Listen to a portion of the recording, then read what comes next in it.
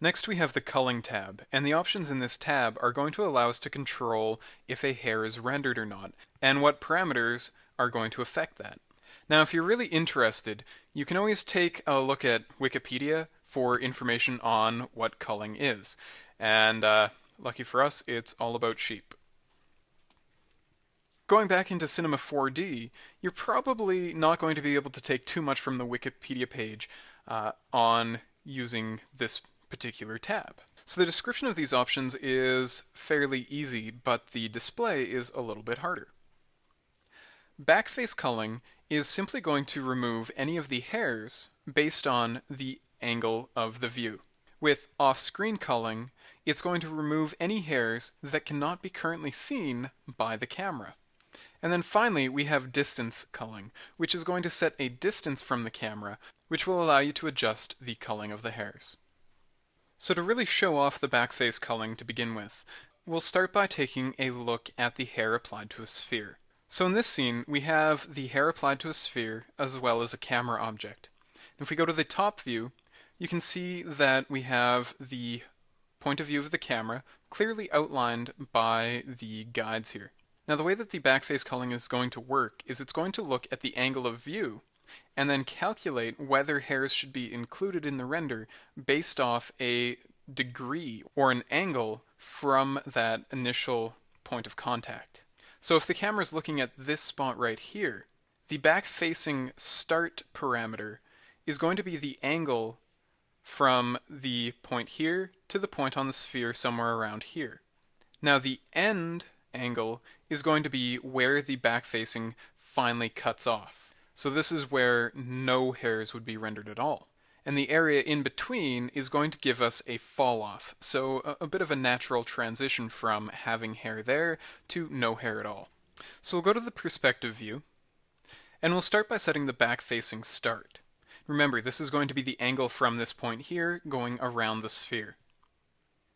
So if I set the angle start to something very small, like 10 degrees, you don't notice a really big difference, and that's because although the angle start is somewhere around here, the end is still going to be more or less on the back side, and it'll slowly start to filter hairs out.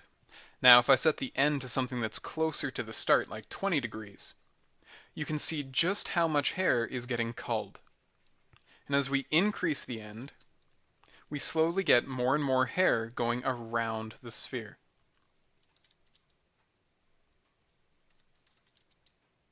So these settings here are really handy if you want to save on some memory and you don't need to, or you wouldn't notice if hairs are getting removed on the back side of your object. Next we have the distance clipping.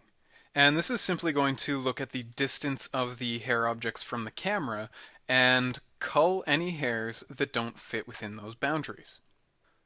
So the first set that we have here is the near clip and the far clip. And these two settings are going to allow you to set the maximum value. So this is going to be the absolute 0. There will be nothing closer than 0.02 inches to the camera, and there'll be nothing further than about 4,000 inches from the camera. The near fade and the far fade allow you to add a bit of a fall off to the clip. Let's start by adjusting the near clip. I'm going to add in a value of about 185 here. And we can slowly start to increase this value.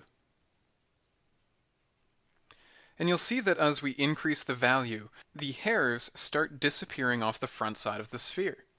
And this is because the roots for these hairs are now falling inside of that distance. Now I can take the near fade, and if I increase this value, it's going to give me a smoother blend. So it's going to remove fewer hairs and give me a more natural transition. In this case, 50 is probably a little bit much, but I could always take my near clip and increase that as well. And maybe that's a bit too much, but you can see that we do have a lot of control over the distance of these hairs. Let's set the near clip back to 0.02. We'll take a look at the far clip. And so remember, this is the furthest a hair can be from the camera.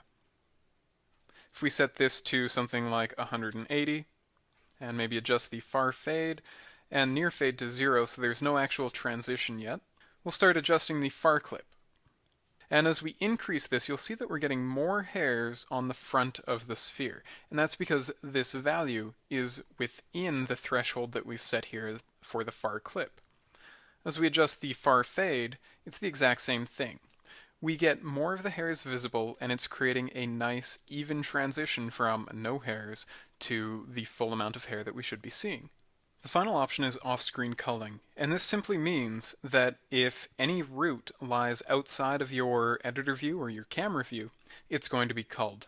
You do have a percentage slider here to adjust the amount, but unfortunately you're not really ever going to notice the results of this option. And that's because anything that might be getting cut off is already out of view. If we switch to any of the orthographic views, you'll notice that you don't see the results of the culling. And that's because culling is always done from whatever active view you're looking at. So in the case of the top view, all of these hairs are currently in the viewport.